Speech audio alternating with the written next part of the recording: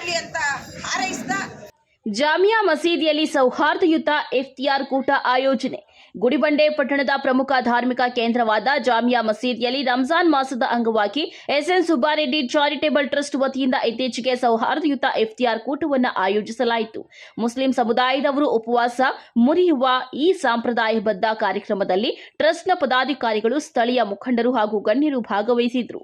ಈ ಸಂದರ್ಭದಲ್ಲಿ ಮಾತನಾಡಿದ ಮುಖಂಡರು, ರಂಜಾನ್ ಹಬ್ಬದ ಶುಭಾಶಯಗಳನ್ನು ತಿಳಿಸುವುದರ ಜೊತೆಗೆ ಸಮಾಜದಲ್ಲಿ ಶಾಂತಿ, ಸಹಿಷ್ಣುತೆ ಮತ್ತು ಸಾಮರಸ್ಯ ವೃದ್ಧಿಯಾಗಲಿ ಎಂದು ಹಾರೈಸಿದ್ದಾರೆ. ಕಾರ್ಯಕ್ರಮದಲ್ಲಿ ಜಾಮಿಯಾ ಮಸೀದಿಯ ಪದಾಧಿಕಾರಿಗಳು, ಸಮುದಾಯದ ಮುಖಂಡರು ಮತ್ತು ಸಾರ್ವಜನಿಕರು ಉಪಸ್ಥಿತರಿದ್ದರು. ಕೆಡಿಪಿ ಸದಸ್ಯರಾದ ರಿಯಾಜ್ ಪಾಷಾ, ಲಕ್ಷ್ಮೀನಾರಾಯಣ ರೆಡ್ಡಿ, ಅಲ್ಪಸಂಖ್ಯಾತರ ಕೆಪಿಸಿಸಿ ಜಿಲ್ಲಾ ಉಪಾಧ್ಯಕ್ಷರಾದ ಸೈಯದ್ ಮನ್ಸೂರ್, ಸದಸ್ಯರಾದ ಇಸ್ಮಾಯಿಲ್ ಆಜಾದ್, ಮಾಜಿ ಪಟ್ಟಣ ಪಂಚಾಯಿತಿ ಅಧ್ಯಕ್ಷರಾದ ಚಾಂದ್ ಬಾಷಾ, ಕಾಂಗ್ರೆಸ್ ಯುವ ಮುಖಂಡರಾದ ಮೊಹಮ್ಮದ್ ಕೇಫ್ ಸೇರಿದಂತೆ ಕರ್ನಾಟಕ ರಕ್ಷಣಾ ವೇದಿಕೆಯ ಪ್ರತಿನಿಧಿಗಳು ಹಾಗೂ ಪಟ್ಟಣದ ಮುಸ್ಲಿಂ ಬಾಂಧವರು ಕಾರ್ಯಕ್ರಮದಲ್ಲಿ ಪಾಲ್ಗೊಂಡಿದ್ದರು. ವರದಿ ಸತೀಶ್ ಬಾಬು, ಎ ನಂದಿ ಟಿವಿ, ಗುಡಿಬಂಡೆ.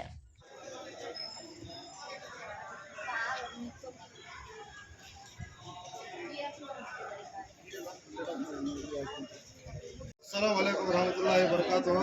ಎಲ್ಲರಿಗೂ ನಮಸ್ಕಾರಗಳು.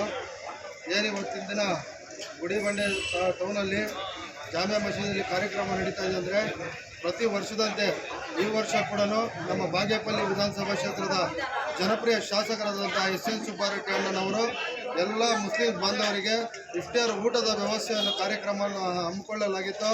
ಇದೇ ಥರ ಎಲ್ಲರೂ ಬಂದು ಇಲ್ಲಿ ಚೆನ್ನಾಗಿ ಊಟವನ್ನು ಮಾಡಿ ಬಹಳ ಕಾರ್ಯಕ್ರಮ ಯಶಸ್ವಿಯಾಗಿ ನಡೆಸಿಕೊಳ್ಳಲಾಗಿದೆ. ಇತಿಹಾಸನೇ ಇಲ್ಲ. ಅದಕ್ಕಾಗಿ ನಾವು ಹೆಮ್ಮೆಯಿಂದ ಈ ಗುಡಿಬಂಡೆ ತಾಲೂಕನ್ನ ಸರ್ವ ಜನಾಂಗದ ಶಾಂತಿಯ ತೋಟ ಅಂತ ಹೇಳಲಿಕ್ಕೆ ನಾನು ಬಯಸ್ತೇನೆ. ಈ ದಿನ ನಮ್ಮ ಎಲ್ಲ ಮುಸ್ಲಿಂ ಬಾಂಧವರ, ನಮ್ಮ ಸಹೋದರರಿಗೆ, ಅವರ ಕುಟುಂಬದ ವರ್ಗದವರಿಗೆ ಒಳ್ಳೆಯದಾಗಲಿ, ಅಲ್ಲ ಅವರಿಗೆ ಎಲ್ಲವನ್ನು ಒಳ್ಳೆಯದು ಮಾಡಲಿ ಅಂತ ಹಾರೈಸಿದ ಈ ಇಫ್ತಿಯಾರ್ ಕೂಟದಲ್ಲಿ ನಾನು ಸಂತೋಷದಿಂದ ಪಾಲ್ಗೊಳ್ತಾ ಇದ್ದೇವೆ. ಮತ್ತು ನಮ್ಮ ಶಾಸಕರ ತಮ್ಮನವರಾದಂತಹ ರಘುನಾಥ್ ರೆಡ್ಡಿಯವರು, ಅಣ್ಣ ಆದಂತಹ ರಘುನಾಥ್ ರೆಡ್ಡಿಯವರು ಈ ದಿನ ಶಾಸಕರ ಪರವಾಗಿ ಇಲ್ಲಿ ಆಗಮಿಸಿ ಮುಸ್ಲಿಂ ಬಾಂಧವರಿಗೆಲ್ಲ ಶುಭಾಶಯವನ್ನು ಕೋರ್ತಾ ಇದ್ದಾರೆ.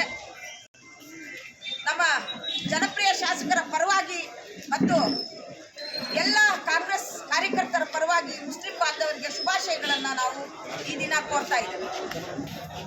ಏನು ಮೇಡಮ್, ಈಗಾಗಲೇ ಕೇವಲ ರಂಜಾನ್ ಪ್ರಯುಕ್ತ ಮಾತ್ರ ಅಲ್ಲ, ಯುಗಾದಿ ಹಬ್ಬನೂ ಬಂದಿದೆ. ಇದಕ್ಕೇನಾದರೂ ಶಾಸಕರು ಏನಾದರೂ ಒಳಗೆ ಕೊಡ್ತಾರಾ? ಹೌದು. ಈಗ ನಮಗೆ ಏನು ಸಂತೋಷದ ವಿಚಾರ ಅಂತ ಹೇಳಿದರೆ, ಯುಗಾದಿ ಹಬ್ಬ ಮೊದಲನೇ ದಿವಸ, ರಂಜಾನ್ ಹಬ್ಬ ನಂತರದ ದಿನ ಬಂದಿದೆ. ಆ 2 ದಿನಗಳ ಹಬ್ಬಗಳನ್ನು ನಾವು ಒಟ್ಟಿಗೆ ಆಚರಿಸ್ತಾ ಇದ್ದೀವಿ. ಯುಗಾದಿ ಹಬ್ಬಕ್ಕೆ ಒಬ್ಬಟ್ಟು ತಿನ್ನಲಿಕ್ಕೆ ಅವರೆಲ್ಲ ನಮ್ಮ ಮನೆಗೆ ಬರ್ತಾರೆ. ರಂಜಾನ್ಗೆ ಬಿರಿಯಾನಿ ತಿನ್ನಲಿಕ್ಕೆ ನಾವು ಅವ್ರ ಮನೆಗೆಲ್ಲ ಹೋಗ್ತೀವಿ. ನಾವು ಒಂದೇ ಕುಟುಂಬದ ಸದಸ್ಯರ ಥರ ಈ ಹಬ್ಬಗಳನ್ನು ಇಬ್ಬರೂ ಸೇರಿ ಎಂಜಾಯ್ ಮಾಡ್ತಾ ಇದ್ದೇವೆ ಮತ್ತು ಆಚರಿಸ್ತಾ ಇದ್ದೇವೆ.